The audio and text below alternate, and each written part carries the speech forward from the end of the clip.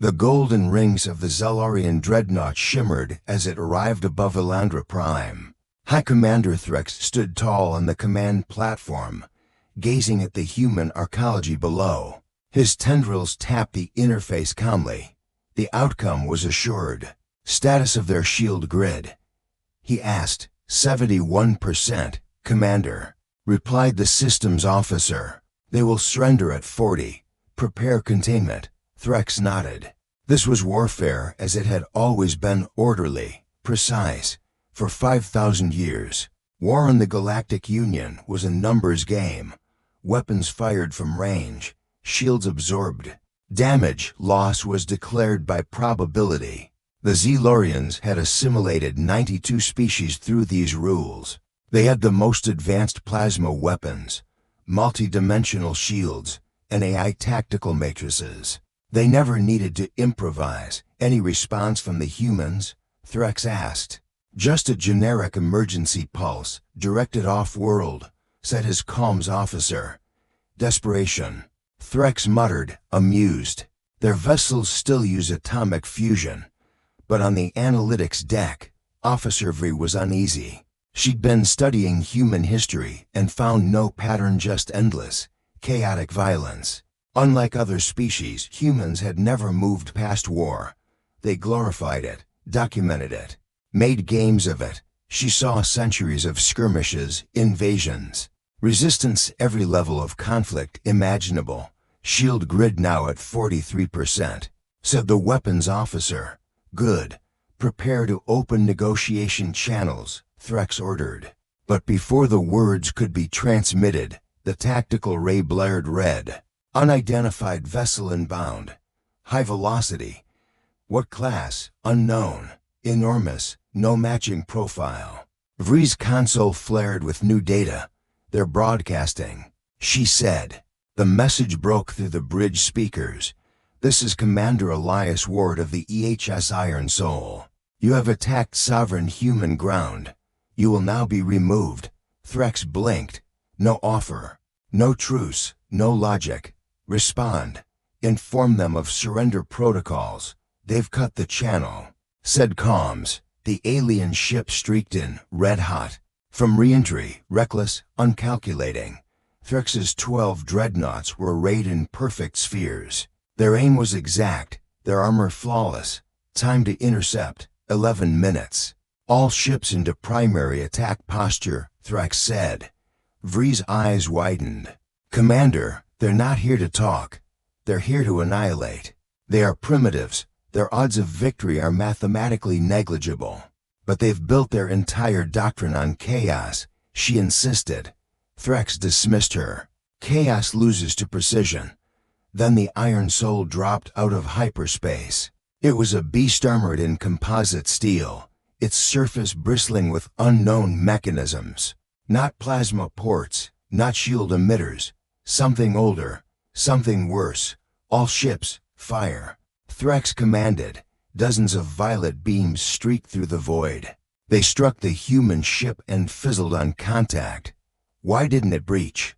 I don't think they use shields, said the weapons officer. That's solid armor. Physical plating obsolete for millennia.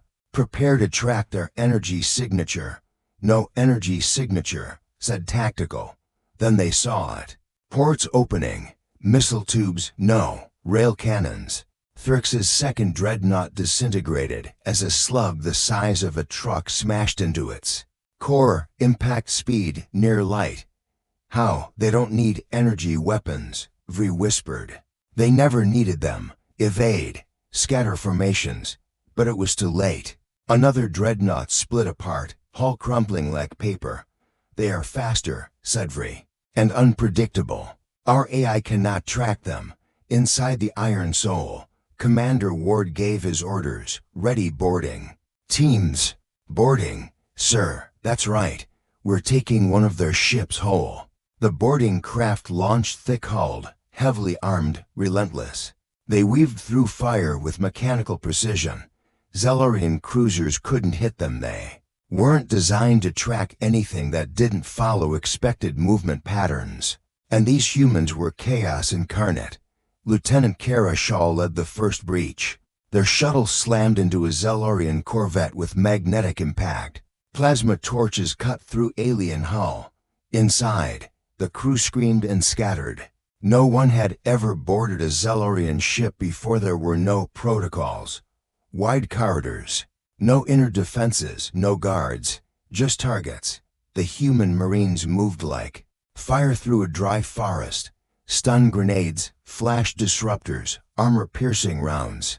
By the time the bridge was taken, the alien officers were huddled behind screens, paralyzed with fear.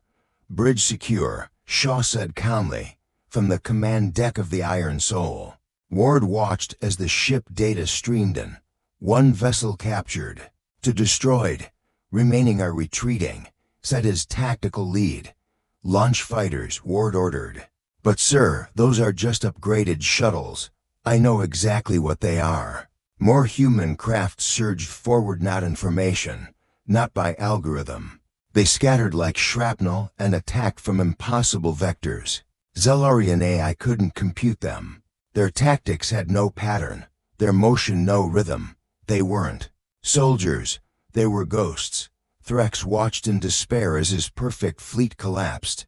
He had studied 1,000 wars, but never one fought like this.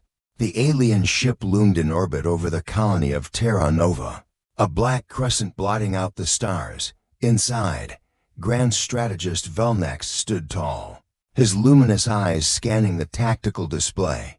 His kind, the Nithirians, had dominated 63-star systems through elegant warfare, remote, predictable, flawless. Their doctrine was simple. Battles were decided before the first shot. Mathematical models dictated victory.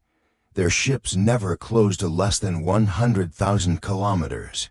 Shields absorbed energy, data drove decisions, and surrender always followed logic. "Status of the human colony's defenses," Velnax asked, his voice a melodic hum. "Shields at 58%. Strategist, they should capitulate at 40% by their own."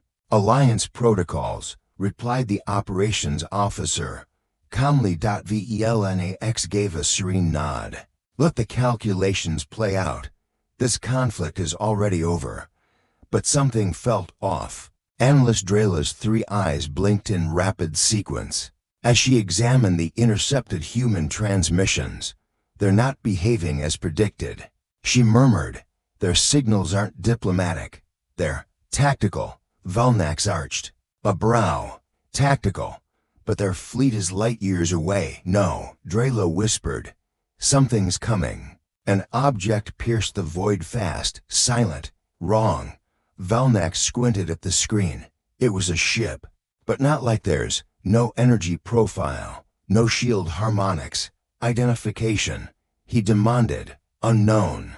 The shape doesn't match any human vessel. It's larger than our carriers, heavily armored. It's approaching fast, far too fast." Then, without ceremony, the ship hailed them. A human voice, dry and deliberate, filled the bridge. "This is Commander Eleanor Rourke of the Terran Spearhead. You have fired on civilians. Your mistake." The channel cut. Velnax was stunned. No negotiation, no terms. Drela shook her head. "They didn't come to talk." The Spearhead charged into range that would be suicidal by Nithirian standards. But it didn't matter. Velnax's ships opened fire, precision energy pulses, coordinated perfectly. The blast struck the human ship. Nothing. No flickering shields. No visible damage. "Are their shields absorbing it?" someone asked. "No," Drela said in horror. "They're not using shields. They're using armor. Physical armor." Velnax's mind reeled. Physical armor? Obsolete. Inefficient. "Unless it's designed to absorb our weapons," Drela replied. "They built it to soak energy fire, not deflect it." Suddenly, new hatches opened on the Terran vessel. No elegant drones or beam turrets, projectile ports. Dozens of them. And then came the onslaught. Metal slugs hurled at relativistic speed, tearing through Nithirian hulls like silk. One ship, Then another gone in a flash of kinetic devastation. Not disabled, destroyed. Valnax shouted over the chaos. How are they breaching our shields? They're not breaching them, Drela answered numbly. They're ignoring them. Those weapons don't emit energy. They're pure force, more explosions. Tactical formations collapsed. Netherian ships spiraled out of control. Then came the next horror. Terran shuttles launched from the spearhead, heading straight for the surviving cruisers. Are they retreating? Valnax hoped aloud a no. Drela said, they're boarding. Boarding, Valnax whispered. That's barbaric. They've been doing it since they learned to cross water.